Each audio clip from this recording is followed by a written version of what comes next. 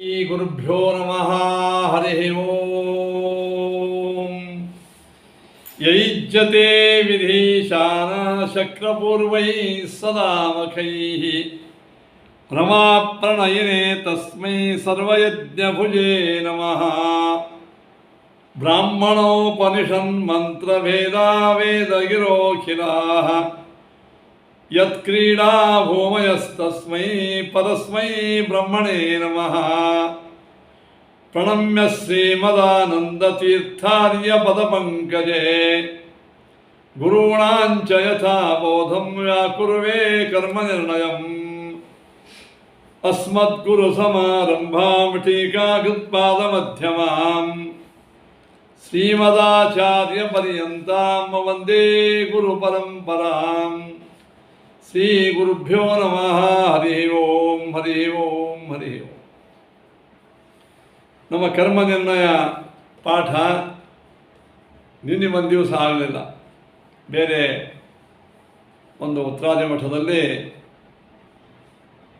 ಶಿಬಿರದ ಸಮಾರಂಭ ಇತ್ತು. ನಾವಲ್ಲಿ ಹೋಗಿದ್ದೆವು. ಈ ಕಾರಣಕ್ಕಾಗಿ ಸುಮಾರು 200ಕ್ಕಿಂತ ಹೆಚ್ಚು ವಿದ್ಯಾರ್ಥಿನಿಯರು ಭಾಗವಹಿಸಿದ್ದರು. ಅದೊಂದು ಅತ್ಯುತ್ತಮವಾದಂಥ ಒಂದು ಕಾರ್ಯಕ್ರಮ. ಅದಕ್ಕಾಗಿ ನಿನ್ನೆ ಪಾಠ ಆಗಲಿಲ್ಲ. ಇವತ್ತು ಯಥಾ ಪ್ರಕಾರ ಪಾಠವಿದೆ. ನೂನಂ ತನ್ನವ್ಯಂ ಮನ್ಯಸೆ ಪ್ರಭೋ. ಇವತ್ತು 9ನೇ ಮಂತ್ರ. ನೂನಂ ತನ್ನವ್ಯಂ ಮನ್ಯಸೆ ಸನ್ಯಸೆ ಪ್ರಭೋಜನಸ್ಯ ವೃತ್ರಹನ್ ಸಮನ್ನೇಷು ಬ್ರವಾಮಹೈ ಶೂರೋ ಯೋ ಗೋಷು ಗಚ್ಚತಿ ಸಖಾ ಸುಷೇವೋ ಅದ್ವಯಾಃ ಎಂಬುವಂಥ ಇದು ಋಕ್, ಮಹಾನಾಮ್ನಿ ಋಕ್ ವೇದಮಂತ್ರ. ಇದಕ್ಕೆ ಶ್ರೀಮದಾಚಾರ್ಯರು ಅದಕ್ಕೆ ವ್ಯಾಖ್ಯಾನವನ್ನು ಮಾಡ್ತಾ ಹೀಗೆ ಹೇಳ್ತಾರೆ. ತನ್ನವ್ಯಂ, ನವ್ಯಂ ಅಂದರೆ ಈ ಸ್ತುತ್ಯಂ, ಸ್ತೋತ್ರ ಮಾಡಲು ಯೋಗ್ಯನಾದ ಬ್ರಹ್ಮ, ಅನಂತ ಗುಣಗಳಿಂದ ಪರಿಪೂರ್ಣನಾದ ತತ್ಸಮ್ಯಕ್ ಹೃದಯ ಸನ್ಯಸೆ ಜನಶ್ಚ ಉಪದೇಶೇನ. ನಾನು ಅಂತಹ ಸ್ತುತ್ಯನಾದ ಪರಬ್ರಹ್ಮನ ಶ್ರೇಷ್ಠ ಗುಣಗಳನ್ನು ನಾನು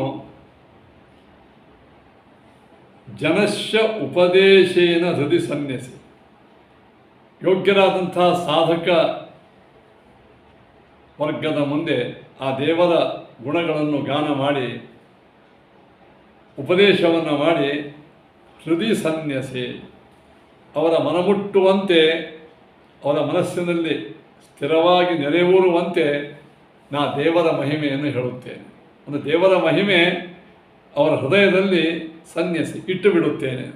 ಅಂದರೆ ಉಪದೇಶಗಳ ದ್ವಾರ ಒಬ್ಬ ಅತ್ಯುತ್ತಮ ಶಿಕ್ಷಕ ಸಬ್ಜೆಕ್ಟ್ ವಿಷಯವನ್ನು ವಿದ್ಯಾರ್ಥಿಯ ಬುದ್ಧಿಯಲ್ಲಿ ಸ್ಥಿರವಾಗಿ ನೆಲೆಯೂರುವಂತೆ ಹೇಳ್ತಾನೋ ಹಾಗೆ ನಾನು ಭಗವಂತ ನೀ ಕೊಟ್ಟ ಈ ವಾಕ್ಶಕ್ತಿಯಿಂದ ಬುದ್ಧಿಶಕ್ತಿಯಿಂದ ನಿನ್ನ ಸ್ತುತ್ಯವಾದ ಅನಂತ ಗುಣಗಳನ್ನು ನಾನೇನು ಮಾಡ್ತೇನೆ, ಸನ್ಯಸೆ ಹೃದಯ ಸನ್ಯಸೆ, ಆ ಸಾಧಕ ವರ್ಗದ ಮನಸ್ಸಿನೊಳಗೆ ಬುದ್ಧಿಯಲ್ಲಿ ಸ್ಥಿರವಾಗಿ ನೆಲೆಯೂರುವಂತೆ ಸ್ಥಾಪನಾ ಮಾಡ್ತೇನೆ. ಅಂದರೆ ಇಷ್ಟು ಚೆನ್ನಾಗಿ ಹೇಳ್ತೇನಲ್ಲ, ಅವನ ಮನಸ್ಸಲ್ಲಿ ಅದು ಕೊನೆಯವರೆಗೆ ಇರಬೇಕು, ಕೇಳಿ ಮತ್ತೆ ಹಾರಿ ಹೋಗಬಾರ್ದು, ಹಾಗೆ ಹೇಳಬೇಕು. ತತ್ಸ್ವರೂಪೇಷು ಪಂಚಾಹಂ ಸಂಭ್ರವಾಮಹಿ. ಹೇ ಪರಮಾತ್ಮ, ಏನು ನಿನ್ನ ಸ್ವರೂಪದಲ್ಲ, ಅದರೊಳಗೆ ನನಗೇನು ತಿಳಿದಿದೆ ಅದನ್ನು ನಾನು ಚೆನ್ನಾಗಿ ಹೇಳ್ತೇನೆ. ಬಿಂಬರೂಪದ ಬಗ್ಗೆ ಹೇಳ್ತೇನೆ. ನನಗೆ ಯಾವುದು ಕೆಲವು ತಿಳಿದಿಲ್ಲ, ಇನ್ನೂ ನಿನ್ನ ಬಗ್ಗೆ, ನಿನ್ನ ಗುಣಗಳ ಬಗ್ಗೆ ಬ್ರಹ್ಮಾದಿಗಳಿಗೆ ಸಿಗಂಗಿಲ್ಲ ಪೂರ್ಣವಾಗಿ. ಅಂತೂ ನನಗೆ ಹೇಳುವಷ್ಟು ತಿಳಿದಿಲ್ಲ. ಅದನ್ನು ಪಂಚಾಹಂ ಸಂಭ್ರಮ, ನಾನು ನಿನ್ನ ಮಟ್ಟಿಗೆ ಚರ್ಚೆ ಮಾಡಿ, ಅಂದರೆ ನಿನ್ನ ಅಧಿಷ್ಠಾನ ಕೂಡಿದ ಗುರುಗಳ ಮಟ್ಟಿಗೆಯೋ ಚರ್ಚೆ ಮಾಡಿ ತಿಳಿದುಕೊಂಡು ಹೇಳುತ್ತೇನೆ. ಗೋಷು ಜ್ಞಾನೇಶು ಗಚ್ಚತಿ ಜ್ಞಾನ ವಿಷಯೋ ಭವತಿ. ಅಂದರೆ ಅದು ಹೇಗಿರಬೇಕಂದ್ರೆ ನಾನು ಹೇಳಿದ್ದು ಗೋಷು ಅಂದ್ರೆ ಜ್ಞಾನೇಶು ಜ್ಞಾನದ ಅಂದರೆ ಜ್ಞಾನಕ್ಕೆ ವಿಷಯವಾಗುವಂತೆ ಹೇಳ್ತೇನೆ. ಜನರ ಜ್ಞಾನಕ್ಕೆ ಚೆನ್ನಾಗಿ ಅದು ವಿಷಯವಾಗಬೇಕು ಅಂಥ ನಿನ್ನ ಸ್ವರೂಪವನ್ನು ಹೇಳ್ತೇನೆ. ಸುಷೇವ ಸುಸುಖ, ದೇವರೇ ನೀ ಎಂಥವ? ಸುಸುಖ ಅಂದರೆ ಅನಂತವಾದಂಥ ಆನಂದ ರೂಪ, ಸುಖ ಸ್ವರೂಪ ನೀನು. ಆಮೇಲೆ ಸಮಧಿಕ ರಹಿತೋ ಅದ್ವಯ, ಅದ್ವಯ ನೀ ಎಂಥವ? ನಿನಗೆ ಸಮಾನರೂ ಯಾರಿಲ್ಲ, ನಿನಗೆ ಉತ್ತಮರೂ ಯಾರಿಲ್ಲ, ಅದಕ್ಕೆ ನೀನು ಅದ್ವಿತೀಯ, ಅದ್ವಯ. ಅದಕ್ಕೆ ಸಮಧಿಕ ರಹಿತ ಅಂತ ಆಚಾರ್ಯರು ಈ ಮಂತ್ರಾರ್ಥವನ್ನು ನಮಗೆ ಹೇಳಿದರು. ಏನು ಅದನ್ನೇ ನಮ್ಮ ರಾಯರು ಒಟ್ಟಾರೆ ತಿಳಿಯುವಂತೆ ಅನ್ವಯಾರ್ಥ ಮಾಡಿ ಹೇಳ್ತಾರೆ. ಹೇ ಪ್ರಭೋ ಅಂದರೆ ಪ್ರಭೋ ಹೇ ಪರಮಾತ್ಮನೇ ಅಂತ ಅರ್ಥ. ಪರಮ ಸಮರ್ಥ ಅಂತ ಅರ್ಥ. ಒಂದು ಅತ್ಯಂತ ಸಮರ್ಥನಾಗಿರ್ತಕ್ಕಂಥ ಹೇ ಪರಮಾತ್ಮನೇ ಪ್ರಭೋದ ನೋಡಿ. ನೂನಂ ತನ್ನವ್ಯಂ ಸನ್ಯಸೇ ಪ್ರಭೋ. ನಮಗೆ ಆಗಾಗ ನಾನು ಸಾಮಾನ್ಯವಾಗಿ ಅರ್ಥವನ್ನು ವಿರೋಧ ಮಾಡಿದೆ, ಹೀಗೆ ಅನ್ವಯ ಅನುಸಾರವಾಗಿ ಅರ್ಥವನ್ನು ಹೇಳ್ತಾ ಇದ್ದೆ. ಅದೇ ಮಂತ್ರದ್ದೇ ಹೇ ಪ್ರಭೋ ಅಂದ್ರೇನು? ಪ್ರಭು ಒಂದು ಸಮರ್ಥ, ಎಲ್ಲವನ್ನೂ ಚೆನ್ನಾಗಿ ತಿಳಿದು ಕಾರ್ಯನಿರ್ವಹಣೆ ಮಾಡುವ ಪ್ರಭು ಸಮರ್ಥನೆ. ನೀ ಎಂಥವ? ಶೂರ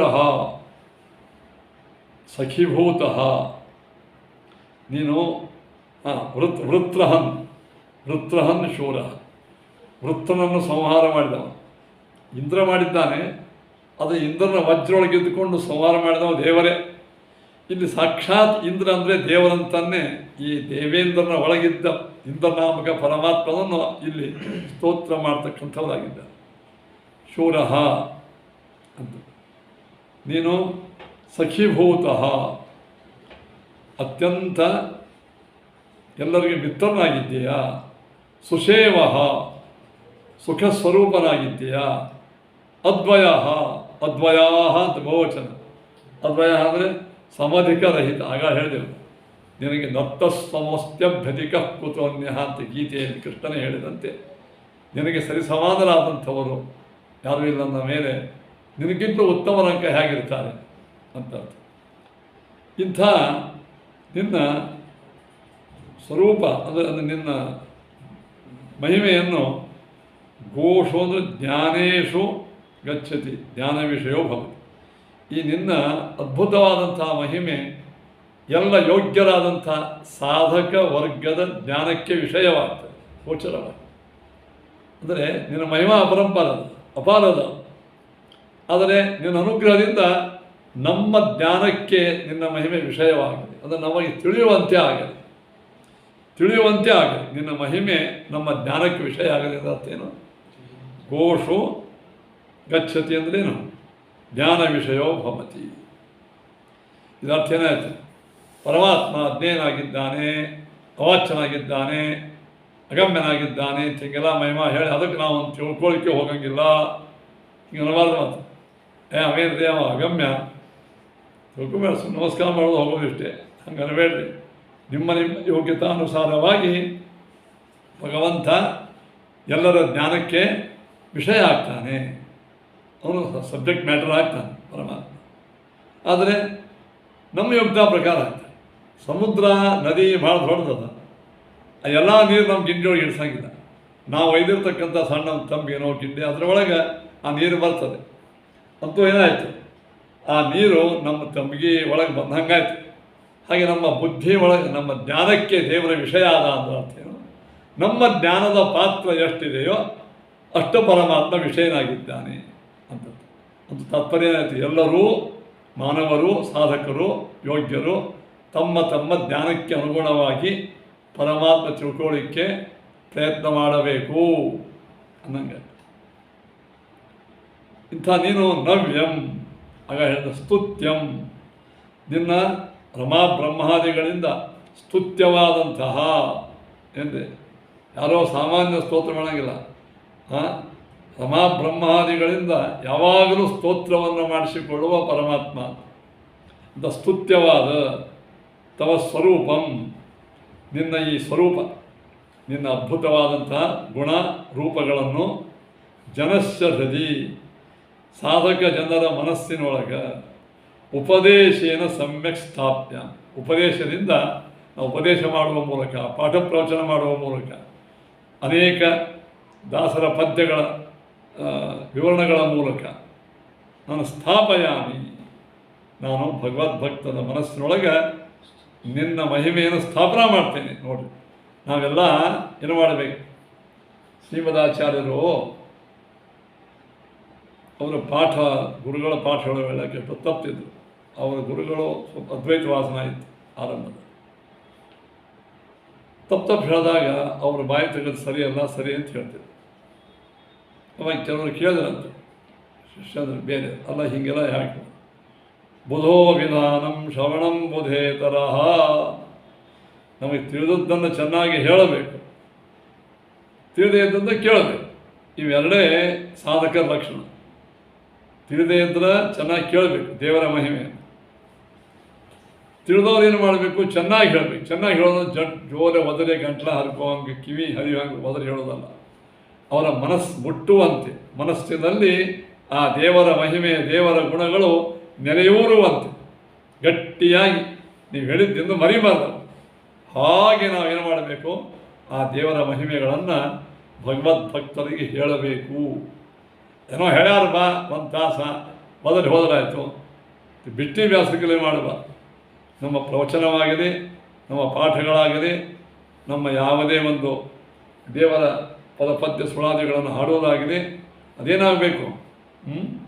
ಭಗವದ್ಭಕ್ತ ಹೃದಯದಲ್ಲಿ ಉಪದೇಶದಿಂದ ಚೆನ್ನಾಗಿ ಸ್ಥಾಪನ ಆಗಬೇಕು ಆ ವಿಷಯ ಅಲ್ವಾ? ಎಷ್ಟನಕ ಹೇಳಬೇಕಂದ್ರೆ, ನಿಮ್ಮ ದೇವರ ಮಹಿಮಾ ಭಗವದ್ಭಕ್ತರ ಒಳಗೆ ಗಟ್ಟಿಯಾಗುವಂತೆ ಹೇಳಬೇಕು. ಏನೋ ಪರೀಕ್ಷಾ ತಾತ್ಪೂರ್ತಿ ಪರೀಕ್ಷಾ ತಯಾರು ಮಾಡಿ ಮತ್ತೆ ಮುಂದೆ ಮರಿಬಾರ್ದು.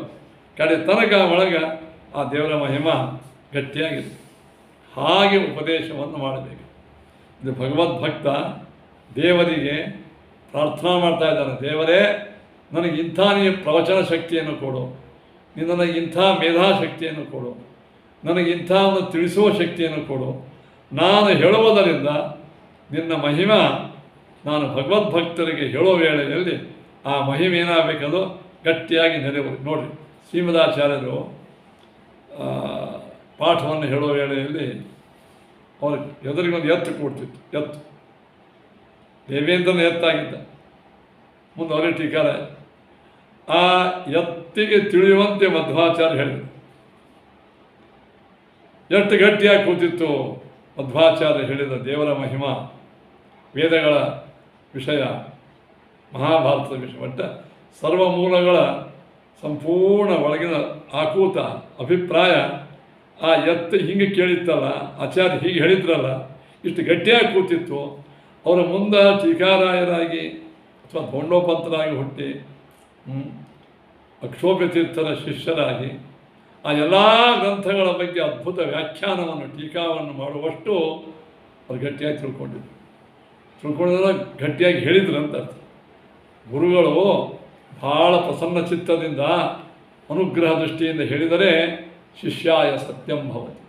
ಶಿಷ್ಯರಿಗೆ ಏನಾಗ್ತದೆ? ತನಕ ಅದು ಅವನ ಬುದ್ಧಿಯಲ್ಲಿ ಅದು ಉಳಿತದೆ. ಹಾಗೆ ನಾನು ನೋಡಿರಿ, ಭಗವದ್ಭಕ್ತ ಹೇಳ್ತಾನೆ, ಶಿಷ್ಯೇಶು ಉಪದೇಶೇನ ಸಮ್ಯಕ್ ಸ್ಥಾಪಯಾಮಿ ಅಂತಾರೆ, ರಾಯರು ಬರೀತಾರೆ. ಅನ್ಯೇಷು ಜ್ಞಾತ ಭಗವದ್ ರೂಪ. ಇನ್ನು ಅನ್ಯೇಷು ಅಂದ್ರೆ ಗೊತ್ತಂದರೆ, ದೇವರ ಮಹಿಮಾ ನನಗೆ ಕೆಲವು ತಿಳಿದಿಲ್ಲ, ಅಜ್ಞಾತ ಭಾಗಗಳದು.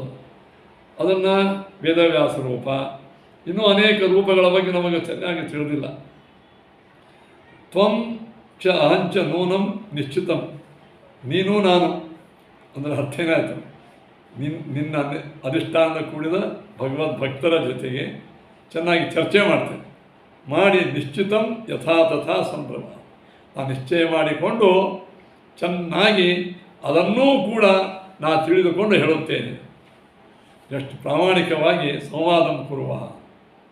ಇಲ್ಲಿ ಏನು ಇದನ್ನು ಸಂದೇಶ ಕೊಡ್ತದೆ ಅಂದ್ರೆ, ನಾವು ಯಾರಿಗೇ ಪಾಠವನ್ನು ಏನು ಹೇಳ್ತೀವೋ, ನಮ್ಮ ಗುರುಗಳು ಹೇಳ್ತಾ ಇದ್ರು, ಪರಮಾಚಾರ್ಯ ಮಹೋದಯಾಚಾರ್ಯ, ಏನಪ್ಪ ನೀ ಪಾಠವನ್ನು ಅವಶ್ಯವಾಗಿ ಮಂದಿಗೆ ಹೇಳು, ನೋಡ್ಕೊಂಡು ಹೇಳು, ತಿಳ್ಕೊಂಡು ಹೇಳು, ಗಟ್ಟಿ ಮಾಡಿಕೊಂಡು ಹೇಳು. ಹಿಂಗೆ ಹೇಳಬೇಕಲ್ಲ, ನೀ ಹೇಳಿದ್ದು ಅವರ ಮನಸ್ಸಿನೊಳಗೆ ನಡಬೇಕು, ಬುದ್ಧಿಯಲ್ಲಿ ಸ್ಥಿರವಾಗಿ ಉಳಿಬೇಕು, ಹಾಗೆ ಹೇಳು.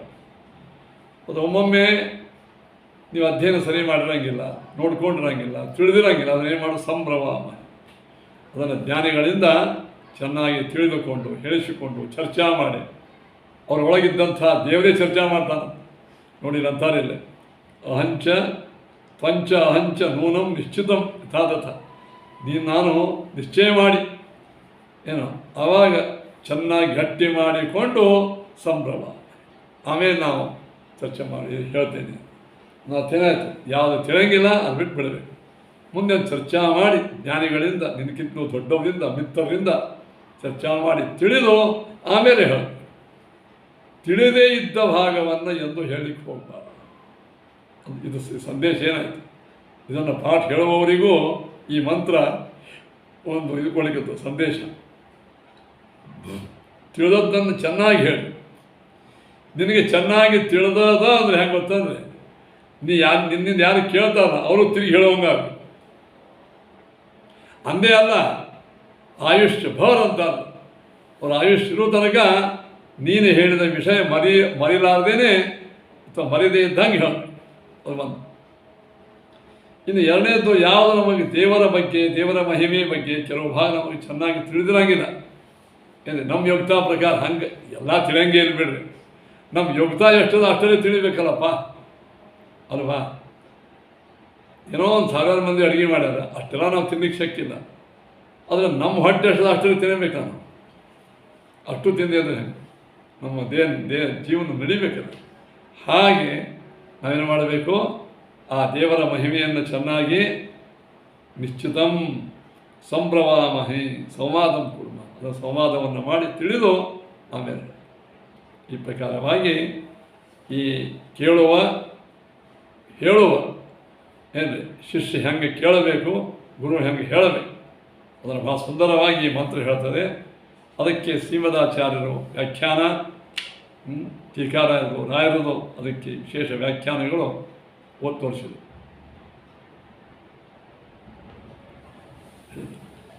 ಏನು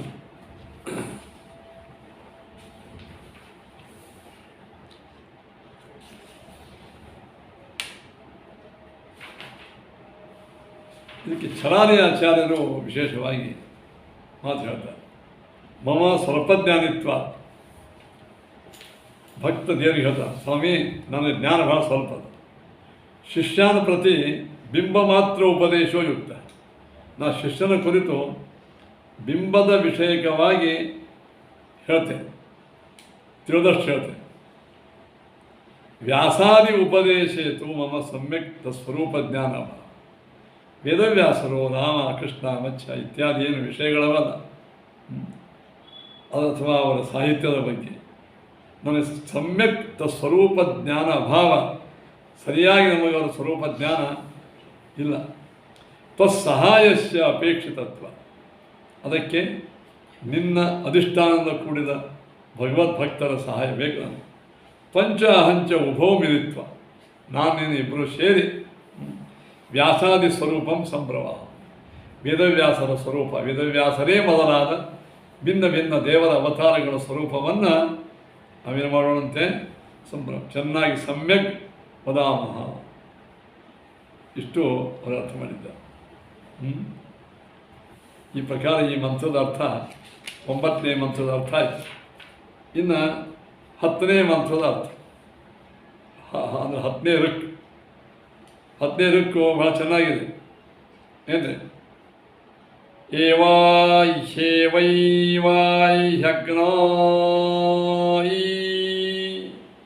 ಏವಾಯ್ ಹೇವೈ ವಾಹೀಂದ್ರೈ, ಅಥವಾ ಏವಾಯ್ ಹೇವೈ ವಾಹೀಂದ್ರಗುಂ, ಏವಾಯ್ ಹೇವೈ ವಾಹಿ ವಿಷ್ಣಾವು, ಏವಾಹ್ಯೇವೈವಾಹಿ ಪೋಷನ್ ಏವಾಹಿ ಶಕ್ರೋ ವಶೀ ಶಕ್ರೋ ವಶಾನು. ಇದು ವಿಶೇಷವಾಗಿರ್ತಕ್ಕಂಥ ಅಂತ. ಇದಕ್ಕೆ ನಿಗದ ಅಂತಂತಾರೆ. ನಿಗದ ನಿಗದ ಅಂದರೆ ಅದರ ಗದ್ಯ, ವೇದಗಳಲ್ಲಿ ಬಂದಿರತಕ್ಕಂಥ ಗದ್ಯ ಭಾಗಕ್ಕೆ ನಿಗದ ಅಂತ. ಇಲ್ಲಿ 6 ನಿಗದ ಮಂತ್ರಗಳು ದೊಡ್ಡ ಸ್ವರದಿಂದ ಸಂಬೋಧನೆ ಮಾಡ್ತಕ್ಕಂಥ ಮಂತ್ರ ಇದು ಗದ್ಯ ರೂಪದಲ್ಲಿ ಇದು. ಇಲ್ಲಿ ಮೊದಲು ಸಾಮಾನ್ಯ ಅರ್ಥವನ್ನು ತಿಳ್ಕೊಂಡು ವಿಶೇಷ ಅರ್ಥವನ್ನು ಹೇಳೋಣ. ಏನು ಇಲ್ಲಿ ಸಾಮಾನ್ಯ ಅರ್ಥ ಏನು? ಏವಾಹ್ಯೇವೈವಾಹಿ ಇತಿ ಅಗ್ನ್ಯಾದಿದೇವತಾನಾಂ ಸಂವಾದರೂಪೇಣ ಉಕ್ತಂ. ಈ ಮಂತ್ರದಿಂದ ಅಗ್ನಿ ಮತ್ತು ಇಂದ್ರ, ವಿಷ್ಣು, ಪುಷಾದಿತ್ಯ ಇವರೇ ಮೊದಲಾಗಿರ್ತಕ್ಕಂಥ ದೇವತೆಗಳನ್ನು ಸಂಬೋಧನೆ ಮಾಡಿ, ಹೇ ಅಗ್ನಿ, ಹೇ ಇಂದ್ರ, ಏನು, ಹೇ ವಿಷ್ಣು, ಹೇ ಪುಷಾದಿತ್ಯ, ಹೇ ಶಕ್ರ, ಎಲ್ಲ ಸಂವಾದ ಅಂದರೆ ಇವರಿಗೆ ಸಂವಾದ ರೂಪೇಣ ಉಕ್ತಂ ಅರ್ಥಂ ಅತಿಶಯೇನ ಅವಧಾರಯತಿ. ಹೇ ದೇವತೆಗಳಿರ, ಹಿಂದೆ ಹೇಳಿದ ಮಹಾನಾಮ್ನಿ ರುಚಿಗಳಲ್ಲಿ ಹೇಳಿದ ದೇವರ ಮಹಿಮೆಯು ಹೀಗೇ ಇದೆ. ಹೇ ದೇವರೇ, ನಿನ್ನ ಮಹಿಮೆ ನಾನು ಏನು ಇತ್ತಂಕ ಹೇಳಿದೆ 9 ರುಚಿಗಳಲ್ಲಿ ಅದು ನಿಶ್ಚಿತವಾಗಿ ಅಲ್ಲಿ ಹೇಗಿದೆಯೋ ಅದು ನಿಜವಾಗಿ ಹಾಗೇ ಇದೆ. ಬರೀ ಯಾರೋ ಹೇಳಿದ್ದು ಹಿಂಗೆ ಹೇಳಿದ್ದಲ್ಲದು ಸತ್ಯವಾಗಿರ್ತಕ್ಕಂಥದ್ದು, ಎಲ್ಲರಿಂದಲೂ ಉಪಶ್ಯವಾಗಿರ್ತಕ್ಕಂಥದ್ದು. ಅದು ನಿನ್ನ ಮಹಿಮೆ ಯಥಾಪ್ರಕಾರವಾಗಿ ಇದೆ, ಹಾಗೇ ಇದೆ ಅಂತ 2 ಸಲ ಹೇಳೋದಾಕಿದ್ರೆ ಅಭ್ಯಾಸ ಅಂದರೆ ದೃಢವಾತ್ವ. ಹೌದು ನಾವು ಅಂತೀವಿ ಅವರು ಮಹಾಪಂಡಿತರು, ಮಹಾಜ್ಞಾನಿಗಳು, ಮಹಾಪೂಜ್ಯರು, ಮಹಾಸಾಧಕರು ಅಂತ ಹೇಳಿ. ಹೌದು, ಇದನ್ನು ಹೇಳಿದ್ರೆ ಇದು ಹಾಗೇ ಇದೆ ಅಂತ ನಾವು ಒಂದು ವಿಷಯವನ್ನು 2-3 ಸಲ ಏವಕಾರ ಶಿರಸ್ಕವಾಗಿ ಹೇಳಿದೀವಿ ಅಂದರೆ ದೃಢ ದೇವರೇ ನಿನ್ನ ಮಹಿಮೆ ಸತ್ಯ. ಅದಕ್ಕೆ ಆಚಾರ್ಯದ ಅಭ್ಯಾಸೋ ಹಿ ತಾತ್ಪರ್ಯಾರ್ಥ ಅಂದರೆ ಏವಾಹ್ಯೇವದೇನು ಅದನ್ನು ಹೆಂಗೆ ಬಿಡಿಸ್ಬೇಕು? ಏವಂ ಹಿ ಏವಮೇವ ಅಂತ ಅರ್ಥ. ಈ ಇಲ್ಲಿಯವರೆಗೆ ಹೇಳಿದ ಏನು ವಿಧಾಮಗಮನ್ವಿದ ಹಿಡ್ಕೊಂಡು 9ನೇ ರುಚಿ ತನಕ ದೇವರ ಅಶೇಷ ಮಹಿಮಾ ಹೇಳಿದ್ರಲ್ಲ, ಮಹಾನಾಮ್ನಿ ಮಹಿಮಾ, ಅದು ಏವಹಿ, ಅದು ಹೀಗೇ ಇದೆ. ಬರೀ ಇಲ್ಲಿ ಹೇಳಿವಂತಲ್ಲ, ನಿಜವಾಗಿಯೂ ಇದೆ. ನೀವು ಅಂತಿರ್ತಿರಲ್ಲ, ಬರೀ ನಿಮ್ಮ ಸ್ತೋತ್ರ ಮಾಡಿದ ಕರೆ ಆದರೆ ನೀವು ಹಾಗೆ ಇದ್ದೀರಿ. ಒಬ್ಬ ವ್ಯಕ್ತಿ ನಾವು ಹೊಗಳ್ತೇವೆ, ಬರೀ ಹೊಗಳೋದು ಅಷ್ಟೇ ಅಲ್ಲ, ಮಾತ್ರ ನೀವು ಹಾಗೆ ಇದ್ದೀರಿ. ಹಾಗೆ ದೇವರು ಮಹಿಮೆ ವೇದಗಳಲ್ಲಿ ಇಲ್ಲಿಯವರೆಗೆ ಹೇಳಲಾಯಿತು. ಏವಂ ಹಿ ಏವಮೇವ ಹಿ, ಹೀಗೇ ಇದೆ. ಹಾಗಾದರೆ ಹೀಗೆ ಇಲ್ಲಿ 2 ಸಲ ಯಾಕೆ ಹೇಳಿದ್ರು ಅಂದರೆ ವಿನಿಶ್ಚಿತೇತು, ಆಚಾರ್ಯ ವಿನಿಶ್ಚಿತೇತು ಸಂವಾದೆ ವಿಭಾಗೋ ರಂಗ ಏವ ಚ ಇತಿ ಶಬ್ದ. ಒಂದು ವಿಷಯವನ್ನು ಒಂದು ವ್ಯಕ್ತಿಯ ಬಗ್ಗೆ ಸಂಬೋಧನೆ ಮಾಡಿ ಹೇಳೋ ವೇಳೆಯಲ್ಲಿ 2 ಸಲ ಹೇಳೋ ಪದ್ಧತಿ. ಅದಕ್ಕೆ ಇದು ಏನು ಮಾಡಿದರು? ಏವಂ ಹಿ ಏವಮೇವ ಹಿ ಅಂತ. ಅದನ್ನೇ ಸರಿ ಹಾಗೆಲ್ಲ ಹೇಳಿದರು. ಇದು ಇನ್ನೂ ಒಂದು ಹೇಳೋದು ಏನಂದರೆ ಅಗ್ನಾ ಈ ಅಂತ ಅಗ್ನೇ ಇರಬೇಕಾಗಿತ್ತು. ಅಗ್ನಾ ಈ ಅಂದಾರಿಲ್ಲ, ಅಗ್ನಿ ಆ ಈ ಕೂಡ ಏ ಆಗ್ತದೆ. ಅಗ್ನಾ ಈ ಅಗ್ನಿ. ಹೇ ಅಗ್ನಿ, ಹೇ ಇಂದ್ರ, ಹೇ ವಿಷ್ಣು ಅಂತನ್ಬೇಕಾಗಿತ್ತು. ಇದೇನು ಮಾಡಿದರು? ಅಗ್ನಾ ಈ ಅಂದ್ರೆ ಸಂಧಿ ಮಾಡಲಾರ್ದೇನೆ ವಿಭಾಗ ಮಾಡಿ ಹೀಗೆ ಯಾಕೆ ಹೇಳಿದರು? ಅದು ನಿಶ್ಚಿತಾರ್ಥ.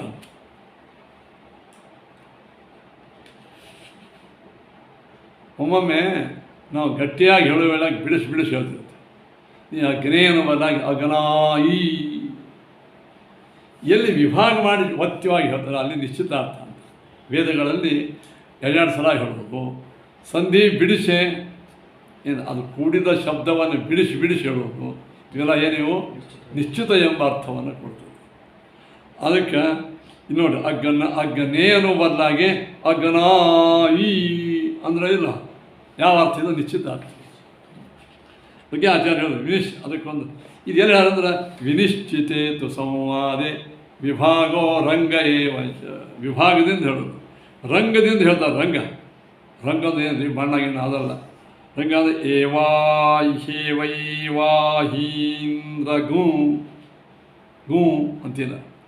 ಯಾವುದು ಅನುಸ್ವಾರ ಸಹಿತವಾಗಿ ಅಥವಾ ಅನುನಾಸಿಕ ಸಹಿತವಾಗಿರ್ತಕ್ಕಂಥದ್ದು ರಂಗ ಅಂತಂತ.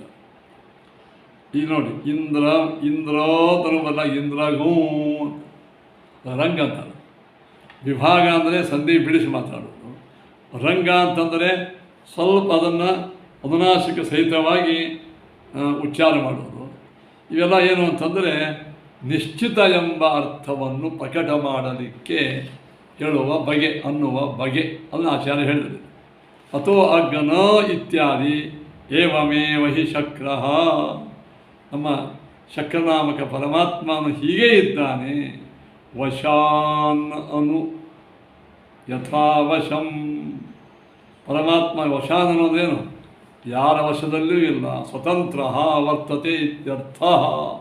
ಇಲ್ಲಿಯವರೆಗೆ ಹೇಳಿದ ದೇವರ ಅಖಂಡ ಮಹಿಮೆಗಳು ಸತ್ಯವೇ ಆಗಿವೆ, ಸ್ವತಂತ್ರನೇ ಇದ್ದಾನೆ ಎಂಬುವಂಥದ್ದನ್ನು 9 ಋಷಿಗಳಲ್ಲಿ ಹೇಳಿದ. ಮೇಲ್ನೋಟಕ್ಕೆ ಸಾಮಾನ್ಯ ಯಜ್ಞದಲ್ಲಿ ಇದ್ದಂತಹ ದೇವತೆಗಳನ್ನು ಮಾತ್ರ ಹೊಗಳಲಿಕ್ಕೆ ಸೀಮಿತವಾದಂತಹ ಋಕ್ಕುಗಳೇನೋ ಅನ್ನುವಂತಿರುವ 9 ಋಕ್ಕುಗಳಿಗೆ ಅದ್ಭುತವಾದಂಥ ಸರ್ವೋತ್ತಮನಾದ ವಿಷ್ಣು ಪರಮಾತ್ಮನ ಪರವಾಗಿ ಅವನ ಮಹಿಮಾ ಸೂಚಕವಾದ ಮಹಿಮಾವನ್ನು ಹೇಳುವ ಈ ಶ್ರೇಷ್ಠ ಮಂತ್ರಗಳನ್ನು ಹೇಳಿ ಇಲ್ಲಿ ಹೇಳಿದ ಮಹಿಮೆ ಸತ್ಯವಿದೆ. ಏವಂ ಹಿ ಅದನ್ನೇ ಏನು ಮಾಡಿದರು. ಏವಾಹ್ಯಗ್ನಾಯಿ ಏವಾಹ್ಯೇವೈವಾಹೀಂದ್ರಂ ಗು ಏವಾಹ್ಯೇವೈವಾಹಿ. ನೋಡಿ ಇದು ಕೂಡ ವಿಷ್ಣು ಅನ್ನಬೇಕಾಗಿತ್ತಿಲ್ಲ. ವಿಷ್ಣು ಅನ್ನೋ ಬದಲಾಗಿ ವಿಷ್ಣಾವು ಆದ ಮುಂದೆ ಬಂದ್ರೆ ಆಗ್ತದೆ. ಇಲ್ಲಿಯೂ ಕೂಡ ಅಗ್ನ ಅದ ಮುಂದೆ ಈ ಬಂದ್ರೆ ಆಗಬೇಕು. ಅಗ್ನಿ ಸಂಧಿ ಮಾಡಲಾರ್ದಾನೆ ಅಗ್ನಾಯಿ. ವಿಷ್ಣಾವು ಅಂದರೆ ವಿಷ್ಣು ಸಂಬೋಧನ. ಏವಾಹ್ಯೇವೈಹಿ ಪೂಷನ್ ಅದರಂಗೆ ಪೂಷಾದಿತ್ಯನೇ. ಏವಾಹಿ ಶಕ್ರೋ ವಶಿ. ಇಲ್ಲಿದ್ದಂಥ ಎಲ್ಲ ಶಬ್ದಗಳು ಭಗವಂತನನ್ನೇ ಹೇಳ್ತವೆ. ಹೇಳು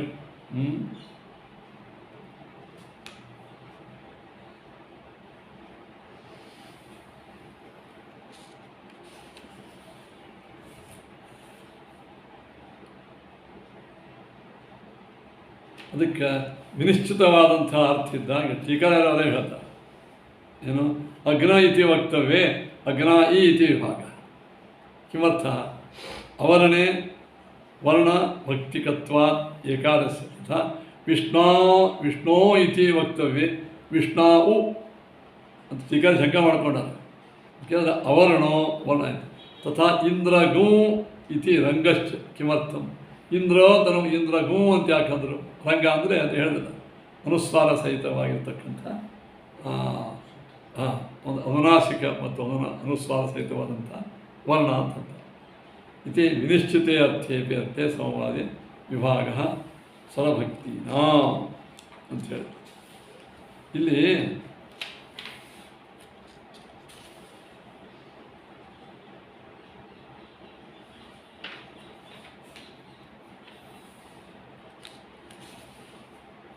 ಟಿಪ್ಪಣಿಕಾರ ಭಾಳ ಚೆನ್ನಾಗಿ ಬರೆದಿದ್ದಾರೆ. ಇಲ್ಲಿ ಶಬ್ದೇ ಪ್ರಯೋಕ್ತವ್ಯೆ ಇಂದ್ರಗೂ ಇತಿ ರಂಗಶ್ಚ ಕಿಮರ್ಥಂ ಅಂದರೆ ಕಿಂ ಪ್ರಯೋಜನ. ರಂಗಸ್ಯ ಲಕ್ಷಣ ರಂಗ ಅಂದರೆ ಬಣ್ಣಾರ ಮತ್ತು ರಂಗ ಅಂತಂದರೆ ಹೇಳ್ತಾರೆ. ಹೃದಯಾದುತ್ಥಿತೋ ರಂಗ ಮಹಾ ಇಂದ್ರೋ ನಿದರ್ಶನಂ ಗಣಗಾಸ್ತು ಪ್ರಯೋಕ್ತವ್ಯ ರಂಗವರ್ಣೇ ವಿವಕ್ಷಿತಾ. ರಂಗವರ್ಣಂ ಪ್ರಯುಂಜಾನೋ ಕಸದ್ವೈ ಪೂರ್ವಮಕ್ಷರಂ ದೀರ್ಘಸ್ವರಂ ಪ್ರಯುಂಜೀಯ ಪಶ್ಚಾತ್ ನಾಸಿಕ್ಯಮಾಚ ಇತಿ ಹೇಳ ಶಿಕ್ಷಾದೊಳಗೆ ಹೇಳ್ತಾರೆ. ರಂಗವರ್ಣೆ ಶಿಕ್ಷಣ ಹೃದಯ ಉತ್ಥಿತೋ ರಂಗ ಹೃದಯದಿಂದ ರಂಗ ಅಂದರೆ ಮಹಾ ಮಹಾ ಇಂದ್ರೋ ಸ್ವಲ್ಪ ಅದು ಮೂಗಿನಿಂದ ಧ್ವನಿ ಬರ್ತದೆ ಮಹಾನ್ ರಂಗ ಅದು ರಂಗಾಕ್ಷರ ಅಂತ ವಿಭಕ್ತಾಕ್ಷರ ಅಂದರೆ ಸಂಧಿ ಮಾಡಲಾರದೆ ಅಂತ ಇವೆರಡೂ ಇಲ್ಲಿ ಪ್ರಯೋಗ ಮಾಡಿದ್ದಾರೆ ವೇದದಲ್ಲಿ. ಯಾಕೆ ಅಂದರೆ ಇಲ್ಲಿ ಹೇಳಿದ ದೇವರ ಮಹಿಮೆಯು ನಿಶ್ಚಿತ ಅನಿಶ್ಚಿತ ಸತ್ಯ ಘಟ್ಟೆ ಅನ್ನೋ ಸಲುವಾಗಿ ಹೇಳಿದ್ದಾರೆ ಅಂತ ಹೇಳ್ತಾರೆ. ಏನು ಇಲ್ಲಿಯವರೆಗೆ ಇದು ಮುಗೀತು. ಇನ್ನು 11ನೇ ಮಂತ್ರ 9 ಆಯ್ತು 10 ಆಯ್ತು 11. ಓಂ ಆಯೋ ಮನ್ಯಾಯ ಮನ್ಯವೇ ಉಪೋ ಮನ್ಯಾಯ ಮನ್ಯವೇ ಉಪೇಹಿ ವಿಶ್ವಧೋ ವಿದಾಮಘವನ್ ವಿದೋ. 11ನೇ ಮಂತ್ರ.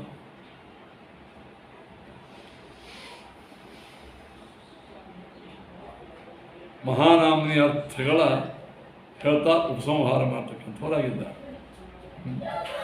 ಇಲ್ಲಿ ಮೊದಲು ಸಾಮಾನ್ಯ ಅರ್ಥ ಮಾಡಿಕೊಡ್ರಿ, ಆಮೇಲೆ ಇದರ ವಿಶೇಷ ಅರ್ಥವನ್ನೇ ಹೇಳೋಣ.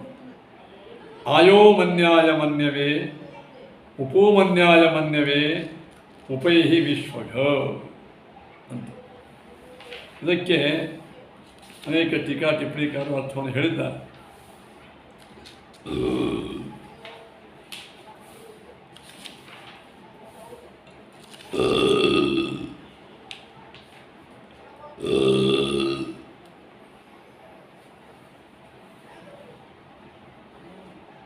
ಈ ಪರಮಾತ್ಮನೇ ನೋಡ್ರಿ, ಇವರು ಶ್ರೀಮದಾಚಾರ್ಯ ವ್ಯಾಖ್ಯಾನವನ್ನು ನೋಡ್ರಿ, ಮುಂದೆ ಟೀಕಾರ ಯಾರ್ದಕ್ಕೆ ನೋಡೋಣ.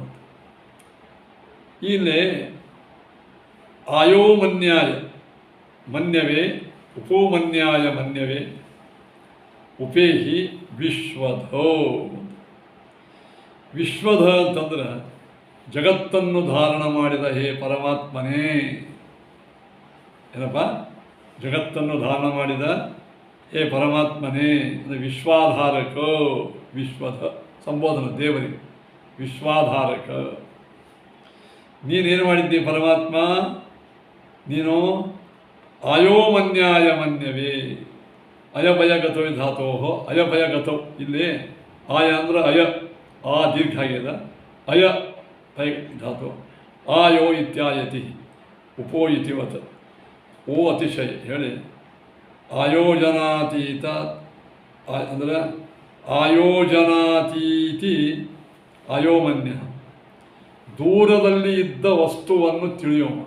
ಮನ್ಯಾಯ ಅಂದರೆ ಮನು ಅವಬೋಧನೆ. ಆಯ ಅಂತಂದ್ರೆ ದೂರದಲ್ಲಿ ಇದ್ದಂಥ, ನಮ್ಮಿಂದ ನಾವು ದೂರ ಹೋಗ್ತದೆ, ಆ ದೂರದಲ್ಲಿ ಒಂದು ವಸ್ತು ಇರ್ತದೆ, ನಮಗೆ ತಿಳಿಯಂಗಿಲ್ಲ.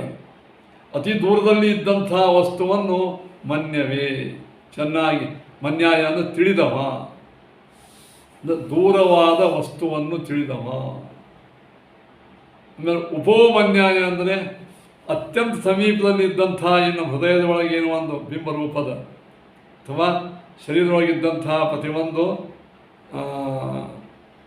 ಇಂದ್ರಿಯಗಳಿಗೆ ಅಭಿಮಾನಿಯ ದೇವತೆಗಳಿದ್ದಾರಲ್ಲ, ಅವರೊಳಗೆ ಪರಮಾತ್ಮ ಇದ್ದಾನೆ. ಅತಿ ಸಮೀಪದಲ್ಲಿ ಇದ್ದ ವಸ್ತುವನ್ನೂ ತಿಳಿದವ, ದೂರದಲ್ಲಿ ಇದ್ದ ವಸ್ತುವನ್ನೂ ತಿಳಿದವ. ದೇವರೇ, ದೂರದಲ್ಲಿ ಇರತಕ್ಕಂಥ ವಸ್ತು ನೀನೇ, ಸಮೀಪದಲ್ಲಿದ್ದೋ ನೀನೇ. ದೂರತರಮ್ಯಸ್ತು ತದೇವಾಂತಿಕ ಮತ್ತೆ ನೀನೇ ಇದ್ದೀನಿ. ಆದರೆ ನನಗೆ ಶಕ್ತಿ ಇದೆ ನೋಡಿ. ಬ್ರಹ್ಮದೇವರು ಹೇಳ್ತಾರೆ, ದೂರದಲ್ಲಿ ಇರ್ತಕ್ಕಂಥ ನಿನ್ನನ್ನು ಬಾ ಅಂತ ಹೇಳೋ ತಾಕತ್ತು ನನಗಿಲ್ಲ. ಅದ ಕಾರಣ ಇದು ಭಾಳ ಸುಂದರವಾಗಿ ಹೇಳ್ತಾರೆ, ಇಲ್ಲಿಯೂ ಒಳಗೆ ಸಮೀಪದಲ್ಲಿ ನೀನೇ ಇದ್ದೀನಿ. ಅದಕ್ಕೆ ದೂರದಲ್ಲಿ ಇದ್ದವ ಇಲ್ಲಿ ಬಾ ಅಂತ ಅರ್ಥ ಏನು? ನಿನ್ನ ಕಡೆಗೆ ನೀ ಬಾ ಅಂತ. ಇಷ್ಟೇ ಅರ್ಥ. ನನ್ನ ಸಮೀಪದಲ್ಲಿ ಇರುವ ರೂಪದ ಕಡೆಗೆ ದೂರ ಇದ್ದ ರೂಪವೇ ಬಾ. ಯಾಕಂದ್ರೆ ಮನ್ಯಾಯ ನೀನು ದೂರಸ್ಥ ವಸ್ತು ತಿಳ್ಕೊಂಡಿದ್ದಿ. ನಮ್ಗೆ ಗೊತ್ತಿ ಭಾಳ ನಮ್ಮ ಮನೆ ಹೊರಗೆ ಏನಾರ ಗೊತ್ತಿಲ್ಲ ನಮ್ಗೆ.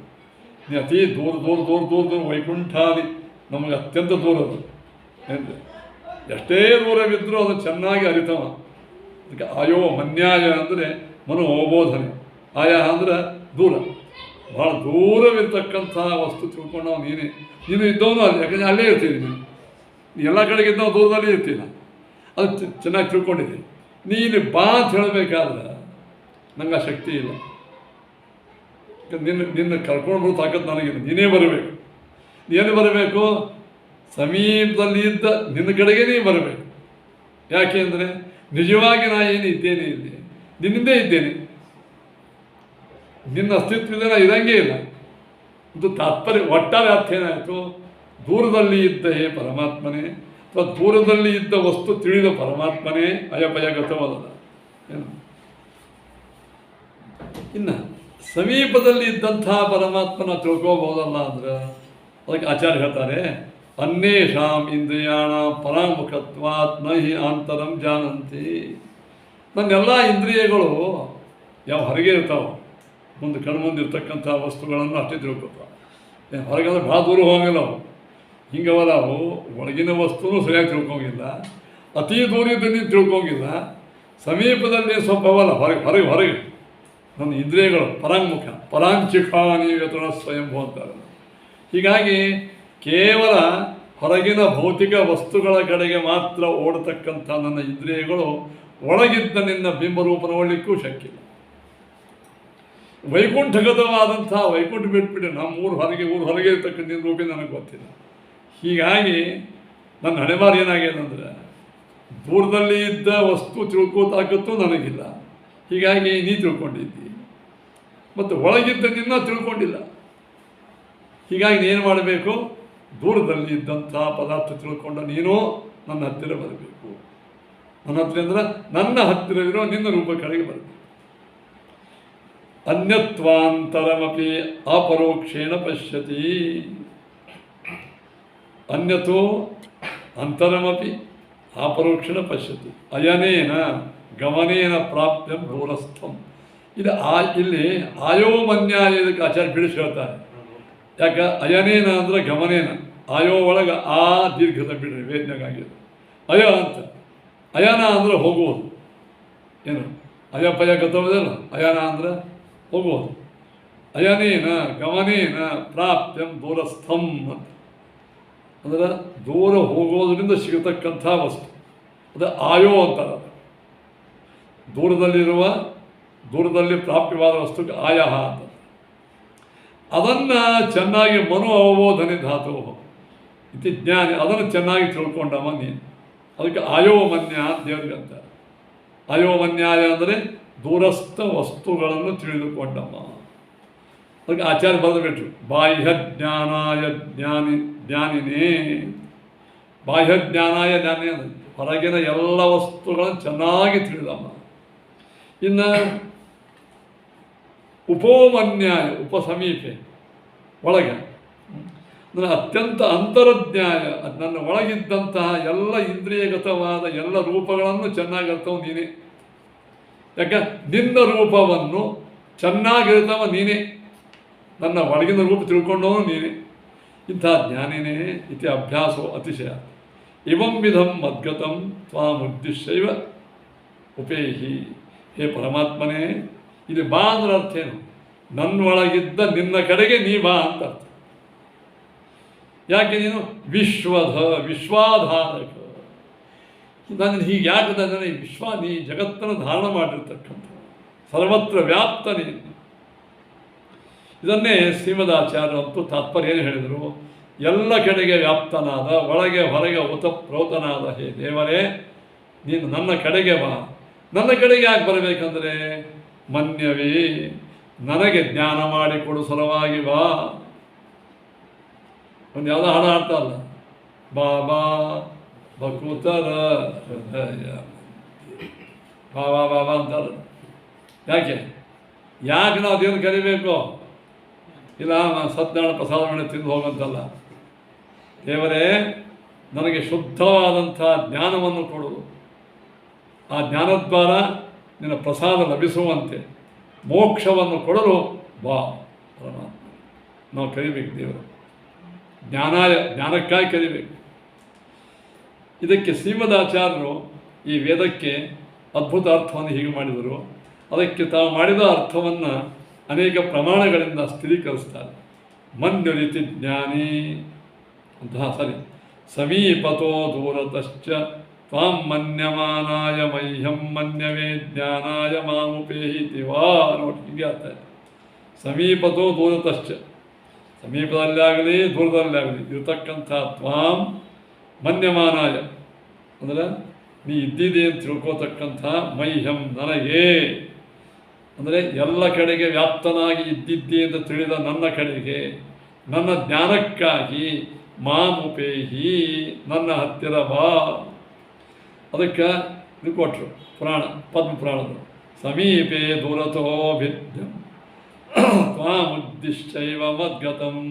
ಸಮೀಪದಲ್ಲಿ ದೂರದಲ್ಲಿರುವ ವಸ್ತುಗಳನ್ನು ಜ್ಞಂ ಚೆನ್ನಾಗಿ ತಿಳಿದ ತ್ವಾಂ ನಿನ್ನನ್ನು ಉದ್ದಿಶ್ಚೈವ ನಿನ್ನನ್ನೇ ಉದ್ದೇಶ ಮಾಡಿಕೊಂಡು ಮದ್ಗತಂ ಹಿ ವಿಷ್ಣು ನಮೇ ಶಕ್ತಿ ಸ್ವದಾಹ್ವಾನೇ ಮಾಮುಪ. ಹೇ ದೇವರೇ, ನಿನ್ನನ್ನು ಆಹ್ವಾನ ಮಾಡುವ ತಾಕತ್ತು ನನಗಿಲ್ಲ. ಮೊದಲು ಯಾಕೆ ಮಾಡ್ಕತ್ತಿ ಅಂದರೆ ನನ್ನ ಕಡೆ ಮಾತ್ರ ಹೇಳ್ಕತ್ತಿಲ್ಲ ಅಲ್ಲಪ್ಪ, ನನ್ನಂಥ ದೊಡ್ಡ ಜಗದ್ವ್ಯಾಪ ವ್ಯಕ್ತಿ, ನಿನ್ನಂಥ ವ್ಯಕ್ತಿ ನಾ ಹೆಂಗೆ ಬರಲಿ ಅಂದರೆ ನನ್ನ ಕಡೆ ಬರಬೇಡ, ನನ್ನ ಒಳಗಿದ್ದ ನಿನ್ನ ರೂಪದ ಕಡೆಗೆ ನೀವ ಅಂತ ಅರ್ಥ. ಶಕ್ತಿ ಸ್ತುದಾಭಾನೇ ಮಾಮಪು ಇತಿ ಬ್ರಹ್ಮಾಸ್ತುವದ್ ವಿಷ್ಣು ತನ್ನಾಭ್ಯುತ್ಥಿತ. ಇದು ಚತುರ್ಮುಖ ಬ್ರಹ್ಮದೇವರು ಭಗವಂತ ನಾಭಿಯಿಂದ ಹೊರಬಂದ ಮೇಲೆ ಅವನ ತೊಡೆಯ ಮೇಲೆ ಕುಳಿತುಕೊಂಡಾಗ ಅವಿಮುಖರಾಗಿ ಮಾಡಿದ ಪ್ರಾರ್ಥನೆ. ಸರ್ವತ್ರ ವ್ಯಾಪ್ತನಾದ ದೂರವಿರುವ ದೂರಸ್ಥ ವಸ್ತು ಜ್ಞಾನಿಯಾದ ಹೇ ದೇವರೇ, ನನ್ನ ಒಳಗಿದ್ದ ನಿನ್ನ ರೂಪದ ಕಡೆಗೆ ನೀವ. ನಿನ್ನ ಕರೆಯುವ ತಾಕತ್ತು ನನಗಿಲ್ಲ, ನಿನ್ನ ಕರೆಸೋ ಶಕ್ತಿ ನನಗಿಲ್ಲ. ಇಷ್ಟು ಮಾತ್ರ, ನೀನು ನನ್ನ ಒಳಗಿದ್ದಿ ಅಂತ ನನಗೆ ಗೊತ್ತದ, ಅಲ್ಲಿ ಬಾ. ಸಮೀಪೆ ದೂರತಶ್ಚೈವ ಧ್ಯಾಯಂತಂ ತ್ವಾಂ ಸದಾ ಪ್ರಭೋ ಮಾಮೇಹಿ ಜ್ಞಾನದಾನಾಯ ಇತ್ಯಾಹ ಗಾಲಿಸುತ್ತೋ ಹರಿ. ಅಥವಾ ಮಹಾವ್ರತ ದೊಡ್ಡ ಒಂದು ಯಜ್ಞ ಮಾಡಿದ್ದ ಇಂದ್ರ, ಅದಕ್ಕೆ ವಿಶ್ವಾಮಿತ್ರರು ಬಂದಿದ್ದರು. ಅವಾಗ ವಿಶ್ವಾಮಿತ್ರರು ಭಗವಂತನಿಗೆ ಪ್ರಾರ್ಥನಾ ಮಾಡ್ತಾರೆ ಆ ಮಹಾನಾಮ್ನಿ ಋಷಿಗಳಿಂದ. ಏನೋ, ಹೇ ಪರಮಾತ್ಮನೇ, ಸಮೀಪೆ ದೂರತಶ್ಚೈವ ಧ್ಯಾಯಂತಂ ತ್ವಾಂ ಸದಾ ಪ್ರಭೋ. ಸಮೀಪದಲ್ಲಿ ಇರುವ, ದೂರದಲ್ಲಿ ಇರುವ ಅಥವಾ ಅಲ್ಲಿರುವ ಎಲ್ಲ ಪದಾರ್ಥವನ್ನು ತಿಳಿದ ನಿನ್ನನ್ನು ಧ್ಯಾನ ಮಾಡುವ ನನ್ನ ಕಡೆಗೆ. ನಾ ಧ್ಯಾನ ಏನು ಮಾಡ್ಕೊತೀನೋ, ಪರಮಾತ್ಮ ನನ್ನ ಹೃದಯ ಮಂದಿರೊಳಗೂ ಇದ್ದಾನೆ, ಹೊರಗೆ ದೂರ ದೂರ ವಸ್ತುಗಳಲ್ಲೂ ಇದ್ದಾನೆ. ಇರೋದು ಅಷ್ಟೇ ಅಲ್ಲ, ಆ ಪದಾರ್ಥ ತಿಳ್ಕೊಂಡಿದ್ದಾನೆ. ಸರ್ವತ್ರ ವ್ಯಾಪ್ತನಾದ ಸರ್ವಜ್ಞನಾದ ಪರಮಾತ್ಮ ಅದು ತಿಳಿದು ಧ್ಯಾನ ಮಾಡುವ ನನ್ನ ಕಡೆಗೆ ಹೇ ಪ್ರಭೋ, ಹೇ ನಾರಾಯಣನೇ ಪರಮಾತ್ಮನೇ, ಮಾಂ ಏಹಿ ನನ್ನ ಕಡೆಗೆ ಬಾ. ನನ್ನ ಕಡೆಗೆ ಯಾಕೆ ಬಾ ಅಂತ ಹೇಳ್ತೇನೆ? ಜ್ಞಾನದಾನಾಯ, ನನಗೆ ಅದ್ಭುತವಾದಂಥ ಪವಿತ್ರವಾಗಿರ್ತಕ್ಕಂಥ ಮೋಕ್ಷೋಪಯೋಗಿಯಾದಂಥ ಜ್ಞಾನವನ್ನು ಕೊಡಲು ಬಾ. ಇತಿ ಗಾಧಿಸುತೋ ಹರಿಂ. ಗಾಧಿರಾಜನ ಮಕ್ಕಳಾದ ವಿಶ್ವಾಮಿತ್ರರು ಈ ಮಹಾನಾಮ್ನಿ ಇದು ವಿಷಯವನ್ನು ಹೇಳಕ್ಕೆ ಹೇಳಿದ್ದಾರೆ. ಇದು ಸ್ಕಾಂದೇ. ಇನ್ನಿಲ್ಲಿ ಕೊನೆಗೆ ವಿದಾಮಘವನ್ನು ವಿದೋಮ್ ಅಂತಂತಾರೆ. ಅಂದಾರಿಲ್ಲ, ವಿದಾಮಘವೆನ್ನು ವಿದೋ. ಅದು ಓಂ ಅಂದರೆ ಏನು? ವಿದ ಅಂದರೆ ನಮಗೆ ತಿಳಿಸುವಂತ ಅರ್ಥ ಆಗ್ತದೆ. ನಿನ್ನ ಮಹಿಮಾ ತಿಳಿಸುವಂತ ವಿದ.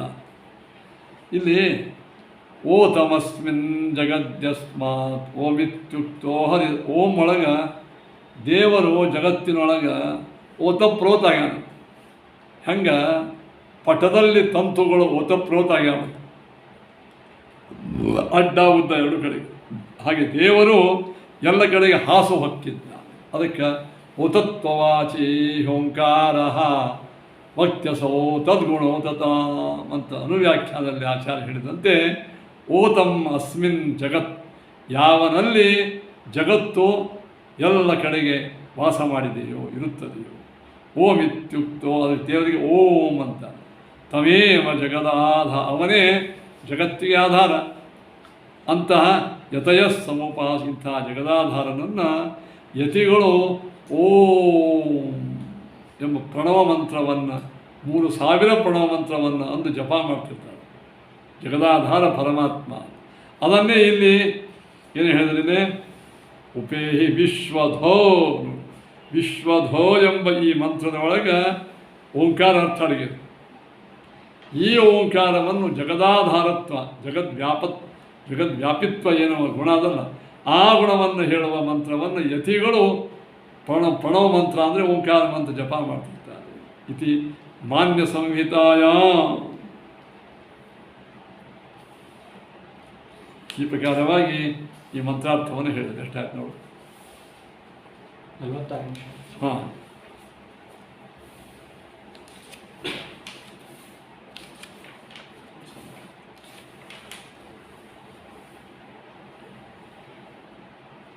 ಇನ್ನು ಮುಂದಿಂದು ಏನು, ಇಂದ್ರೋ ವಾ ಏತಾಭಿರ್ಮಹಾನಾತ್ಮನ್ ವಿರಮಿಮೀತಿ ಇತ್ಯಸ್ಯಾಪಿ ಉಕ್ತ ಏವಾರ್ಥಃ. ಇವಂ ಮಹನ್ನಾಮ ಯಾಸು ನಿರ್ವಚನ ಸಿದ್ಧಾರ್ಥಂ ಮಹಾನಾಮ್ನೀನಾಂ ವ್ಯಾಖ್ಯಾನಂ.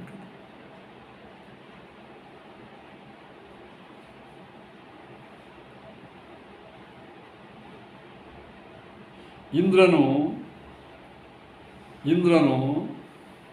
ಯಥಾವಿಹಿ ಮಹಾನ್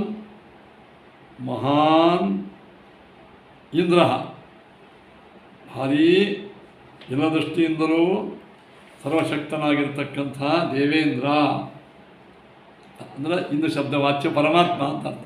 ಸಾಮಾನ್ಯ ಬರೀ ಈ ಇಂದ್ರಲ್ಲ,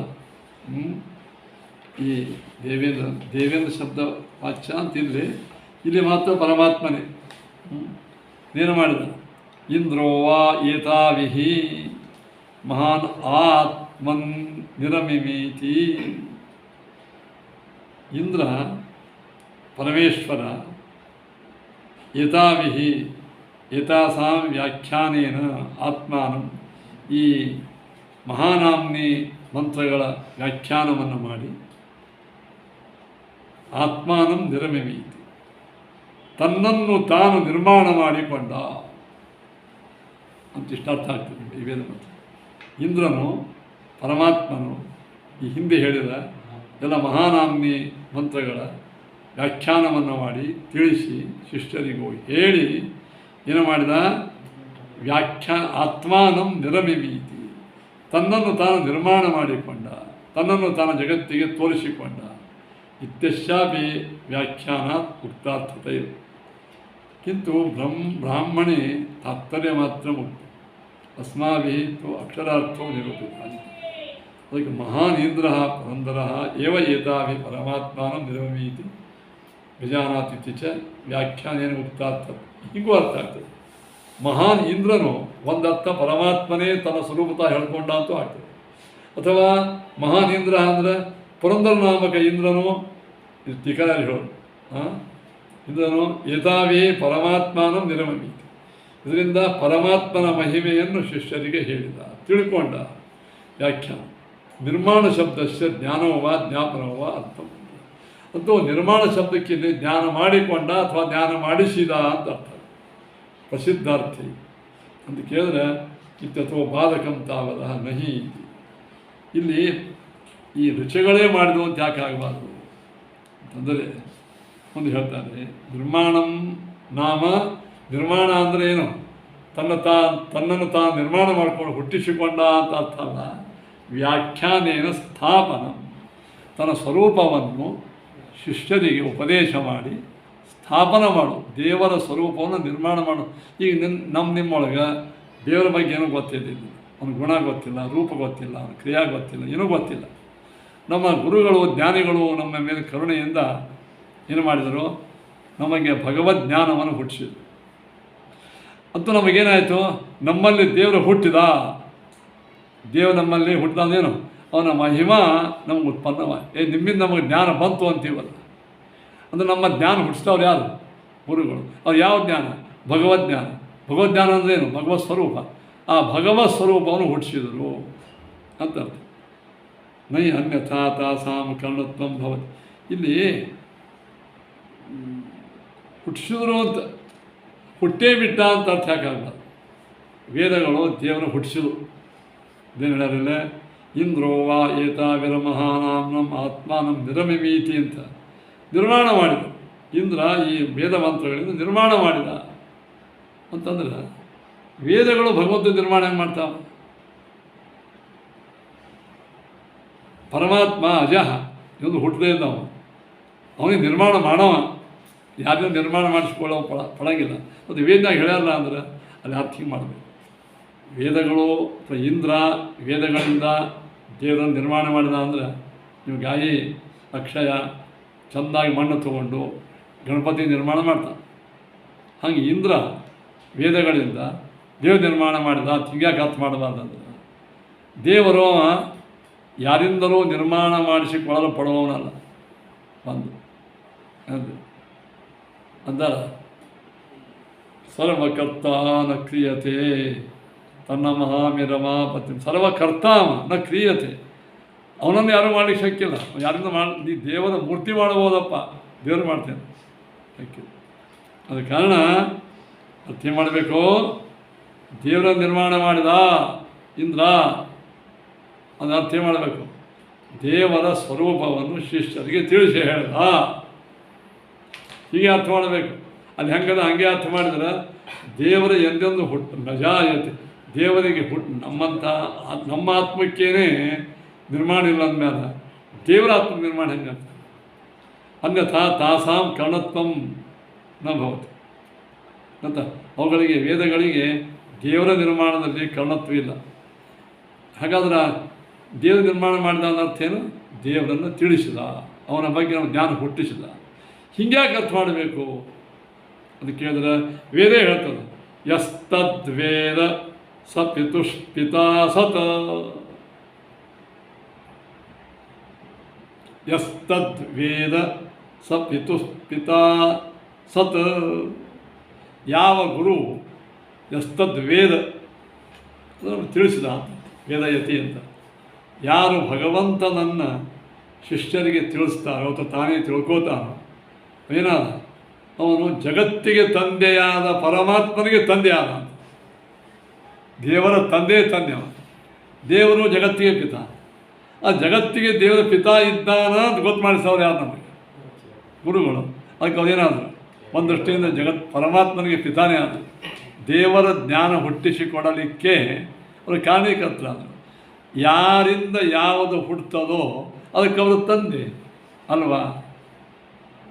ಹಾಗಾದರೆ ನಮಗೆ ದೇವರ ಜ್ಞಾನ, ದೇವರ ಮಹಿಮ, ದೇವರ ಗುಣಸಾಗರ, ದೇವರ ಸುಂದರ ರೂಪ, ದೇವರ ಅದ್ಭುತವಾದಂತಹ ಮಹಾಮಹಿಮೆ ಯಾರಿಂದ ಗೊತ್ತಾಯ್ತು ನಮಗೆ? ಗುರುಗಳಿಂದ. ಹೀಗಾಗಿ ಏನಾದರೂ ನಮಗೆ ಅವರು ದೇವರ ತಂದೆ ಆದಾಗ ಲಾಕ್ಷಣಿಕವಾಗಿ ಸಾಕ್ಷಾತ್ ಅಲ್ಲ. ಅದಕ್ಕೆ ಮೊದಲಂದರು ಪಿತಾಸತ ಅಂದರು. ಜಗತ್ತಿಗೆ ಪಿತಾ ದೇವರು, ಓಕೆ ಒಪ್ಕೊಂಡಿರು. ಜಗತ್ತಿಗೆ ದೇವರ ಪಿತಾ ಅಂತ ಗೊತ್ತಾಗಿದ್ದೇವೆ ಯಾರಿಂದ? ಹಾಂ, ಆದ್ದರಿಂದ ಯಾರ ಬಗ್ಗೆ ಈ ದೇವರ ಮಹಿಮಾ ತಿಳಿಸ್ತಕ್ಕಂಥವ್ರು ಒಂದು ದೃಷ್ಟಿಯಿಂದ ಅವ್ರಿಗೆ ಪಿತಾ ಇದ್ದಂಗೆ ಅಂತ ವೇದ ಲಾಕ್ಷಣಿಕ ಪ್ರಯೋಗ ಮಾಡ್ತಾರೆ. ತ್ರೀಣಿ ಪದಾ ನಿಹಿತ ಗುಹಾಸು ಯಸ್ತದ್ವೇದ ಸ ಪಿತುಷ್ಪಿತಾ ಸತ್. ನೋಡಿ, ಆಚಾರ್ಯ ಇದಕ್ಕೆಲ್ಲ ಪೂರಕವಾಗಿ ಪ್ರಮಾಣ ಕೊಡ್ತಾ ಇದ್ದಾರೆ. ತ್ರೀಣಿ ಪದಾ ನಿಹಿತಾಸು, ಅನಂತಾಸನ, ಶ್ವೇತದ್ವೀಪ, ವೈಕುಂಠ ಏನಿದೆ, ಈ ಮೂರೂ ಸ್ಥಾನಗಳಲ್ಲಿ ಏನಿದೆ ಅವನ ಸ್ವರೂಪವಾದ ಪರಮಾತ್ಮ ಮೂರು ಸ್ವರೂಪಗಳು. ಆ ಮೂರೂ ಸ್ಥಳಗಳಲ್ಲಿ ಯಾವುದು? ವೈಕುಂಠ, ನಾರಾಯಣ, ವಾಸುದೇವ. ವೈಕುಂಠದಲ್ಲಿ ವೈಕುಂಠನಾಮಕ ಪರಮಾತ್ಮ, ಶ್ವೇತದ್ವೀಪದಲ್ಲಿ ನಾರಾಯಣ, ಅದು ವಾಸುದೇವ. ಈ ಅದಕ್ಕೆ ತ್ರೀಣಿ ಪದ ನಿಹಿತ ಗುಹಾಸು. ಇಲ್ಲಿ ದೇವರ ಏನು ಮೂರು ರೂಪಗಳವಲ್ಲ, ಇದನ್ನು ಯಸ್ತದ್ವೇದ, ಯಾವನು ಚೆನ್ನಾಗಿ ಪರಮಾತ್ಮನನ್ನು ತಿಳಿದಿದ್ದಾನೆಯೋ ಏನು ಅವನೇನಾಗ್ಯಾನ? ಅವ ಪರಮಾತ್ಮನ ಜನಕನೇ ಆಗಿದ್ದಾನೆ. ಪಿತು ಪಿತಾಸತ. ನೋಡಿ, ಜಗತ್ತಿಗೆ ತಂದೆಯಾದ ಪರಮಾತ್ಮನಿಗೆ ಪಿತಾಸತ್. ಸ್ತ್ರಿಯಸ್ಸತೀಸ್ತಾನ್ ಉಮೇ ಪುಂಸಾ ಆಹುಃ ಪಶ್ಯದ್ ಅಕ್ಷಣ್ವಾನ್ ನ ವಿಚೇತದಂಧಃ ಕವಿರಿಯಃ ಪುತ್ರಸ್ಸ ಇಮಾಚಿಕೇತ ಯಸ್ತಾ ವಿಜಾನಾಸ್ಸ ಪಿತುಷ್ಪಿತಾ ತತ್. ನೋಡಿ, ಇದು ಅದೇ ಹೇಳ್ತು. ಏನು ಇಲ್ಲಿ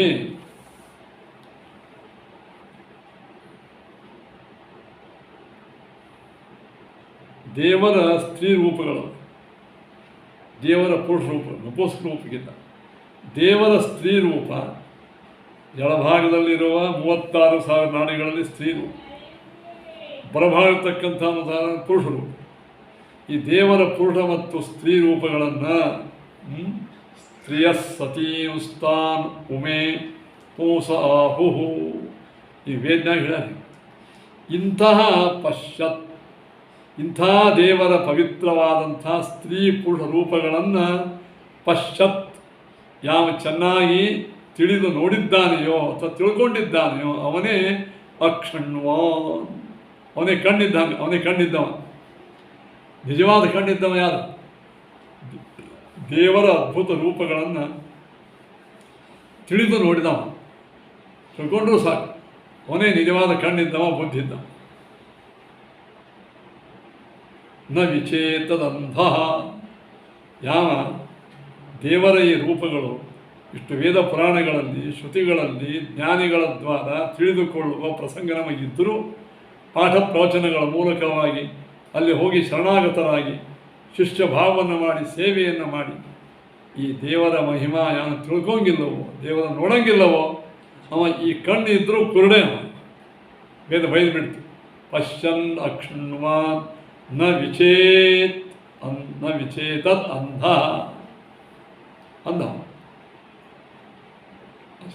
ಆಚಾರ್ಯವಾಕ್ಯ ಅದೇಲ್ಲ ನೋಡ್ಕೊ.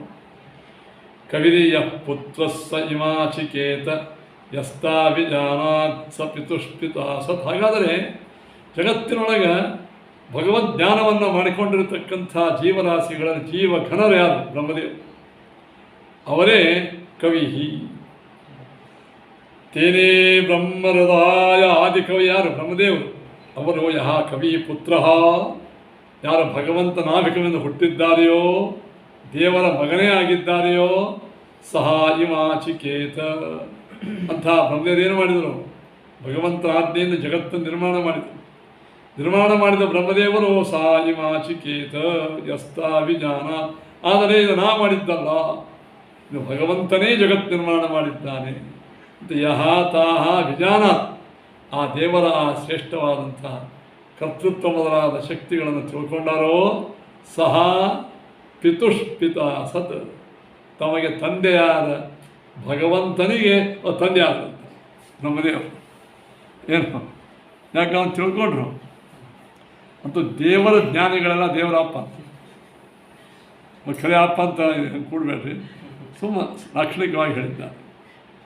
ತಿಳಿಸೋರು ತಿಳ್ಕೊಂಡವರಷ್ಟು. ಇತ್ಯಾದಿ ಶ್ರುತಿಭ್ಯೋ ವಿಜ್ಞಾನಮೇವ ಹಿ ತನ್ನಿರ್ಮಾಣ ಅಂತೂ ಏನಾಯಿತು? ದೇವರ ಬಗ್ಗೆ ತಿಳಿದುಕೊಳ್ಳುವುದೇ ಅವನ ನಿರ್ಮಾಣ. ಆ ದೇವರ ಮೂರ್ತಿ ಮಾಡಿಕೊಂಡವನ ಅರ್ಥ ಏನು?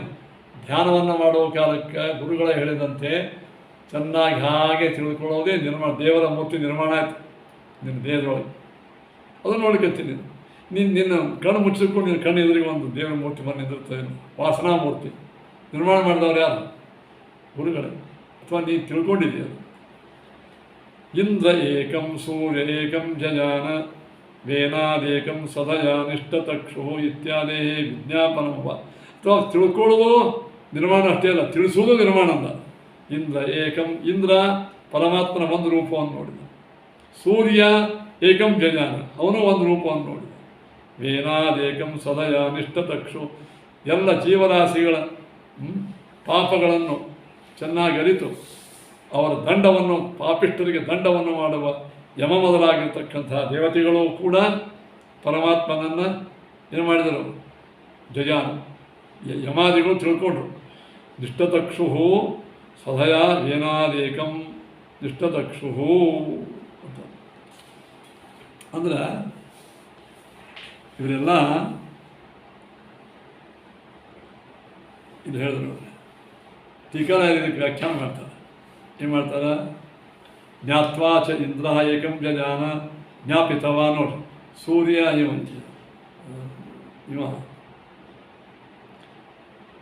ಇಂದ್ರ ಪರಮಾತ್ಮನನ್ನು ತಿಳಿದುಕೊಂಡು ಏಕಂ ಜಜಾನ ಜ್ಞಾಪಿತವ, ಅವನು ಇನ್ನೊಬ್ಬರಿಗೆ ತಿಳಿಸಿದ. ಸೂರ್ಯನೂ ಕೂಡ ತಿಳಿದುಕೊಂಡು ಇನ್ನೊಬ್ಬರಿಗೆ ತಿಳಿಸಿದ. ವೇನಾದೇಕಗ್ಗಂ ವೇನಾತ್ ವೇದನಾಂ ಅತ್ತೀತಿ ವೇನಾನ್ನಾಮ ದೇವ ಏಕಂ ಇತ್ಯೇವಂ. ಅಂದ್ರೆ ಪಾಪಿಗಳಿಗೆ ಶಿಕ್ಷೆಯನ್ನು ಕೊಡ್ತಕ್ಕಂಥ ಇನ್ನೊಬ್ಬ ದೇವ ಅವನು ಪರಮಾತ್ಮನನ್ನು ತಿಳಿಸಿದ. ಇತ್ಯೇವಂ ನಮಗೆ ಬೇಕಾಗಿದೆ ಏನಿದೆ? ಇತ್ಯೇವಂ ಸದಯ ಸುಖೇನ ನಿಷ್ಠತಕ್ಷೋ ನಿರ್ಮಿತವಂತೋ ಜ್ಞಾಪಿತವಂತಹ. ಸುಖವಾಗಿ ತಮ್ಮ ತಮ್ಮ ಶಿಷ್ಯಂದರಿಗೆ ಪರಮಾತ್ಮನ ಮಹಿಮೆಯನ್ನು ತಿಳಿಸಿದರು. ನೋಡಿ, ಇಷ್ಟು ತಾತ್ಪರ್ಯ ಏನಾಯಿತು? ನಾವು ಓದೋದು ಅಷ್ಟೇ ಅಲ್ಲ, ಇಲ್ಲಿ ಜ್ಞಾನ ಮಾಡಿಕೊಳ್ಳುವುದೇ ಅಥವಾ ಜ್ಞಾನವನ್ನು ಮಾಡಿಸುವುದೇ ದೇವರ ನಿರ್ಮಾಣ. ಇಂಥ ದೇವರ ನಿರ್ಮಾಣವನ್ನು ಮಾಡಬೇಕು. ಮೂರ್ತಿ ನಿರ್ಮಾಣ ಮಾಡಿಸಿ ಪ್ರತಿಷ್ಠಾಪನೆ ಮಾಡಿ ದಿನ ಪೂಜೆ ಮಾಡೋದು ಒಂದು ಪುಣ್ಯದನೇ ಅದ. ಅದಕ್ಕಿಂತ ದೊಡ್ಡ ಪುಣ್ಯ ಯಾವುದು ಗೊತ್ತಾನೆ? ಮೂರ್ತಿ ಯಾವುದೋ ಗುಡಿ ಒಳಗೆ ನಿರ್ಮಾಣ ಮಾಡ್ತಾನೆ, ದಿನಾಲು ಪೂಜೆ ನಡೀತದೆ, ಯೋಗ್ಯವೇ ನೀ ಕೆಟ್ಟದ. ಅದಕ್ಕಿಂತ ದೊಡ್ಡದಂದ್ರೆ ಸಾವಿರಾರು ಶಿಷ್ಯಂದರ ಮನಸ್ಸಿನೊಳಗೆ ದೇವರ ಮಹಿಮೆಯನ್ನು ಪ್ರತಿನಿತ್ಯವಾಗಿ ಪಾಠ ಪ್ರವಚನಗಳ ಮೂಲಕವಾಗಿ ತಿಳಿಸಿ ಅವರಲ್ಲಿ ಆ ದೇವರ ಸುಂದರವಾದಂಥ ಮಹಿಮಾ ರೂಪವನ್ನು ಯಾರು ಸ್ಥಾಪನಾ ಮಾಡ್ತಾರೋ ನಿಜವಾದ ಅವರ ಜ್ಞಾನಿಗಳೇ ಅವನೇನವರು ದೇವರ ತಂದೆ ಇದ್ದಂಗೆ. ತಂದೆಯೇ ಅಲ್ಲ, ಜಗತ್ತಿಗೆ ಒಡೆಯನಾದ ಪರಮಾತ್ಮನನ್ನು ಪರಿಚಯ ಮಾಡಿಸಿಕೊಡುವವರು ಒಂದು ದೃಷ್ಟಿಯಿಂದ ಅವರು ತಂದೆ. ತದ್ವೇದ ಸಪಿತಾಸ. ಆದ್ದರಿಂದ ಈ ಮಂತ್ರ ಕೊನೆಗೆ ನಮಗೇನು ಸಂದೇಶ ಏನು ಕೊಡ್ತೀವೋ ಅಂತ ಕೇಳಿದರೆ, ನಾವೆಲ್ಲರೂ ಭಗವಂತನ ಮಹಿಮೆಯನ್ನು ತಿಳಿದುಕೊಂಡು ಆ ಮಹಿಮೆಯನ್ನು ನಾವು ಶಿಷ್ಯಂದರಿಗೂ ತಿಳಿಸಬೇಕು. ಆ ತಿಳಿಸಿದರೆ ನಾವು ಮೂರ್ತಿ ಸ್ಥಾಪನಾ ಮಾಡಿದಂತೆ ಆಗ್ತದೆ. ಒಂದು ದೃಷ್ಟಿಯಿಂದ ನಾವು ದೇವರ ಆ ಮಹಿಮಾ ಜ್ಞಾನವನ್ನು ಹುಟ್ಟಿಸಿದಂಥ ಪುಣ್ಯಕ್ಕೆ ಪಾತ್ರರಾಗ್ತೇವೆ ಎಂಬುವಂಥ ಮಹಿಮೆ ಹೇಳ್ತಾ ಇಂದ್ರ ಮಾಡ್ತೀವಿ. ಕೃಷ್ಣಾರ್ಪಣ ಮಸ್ತು.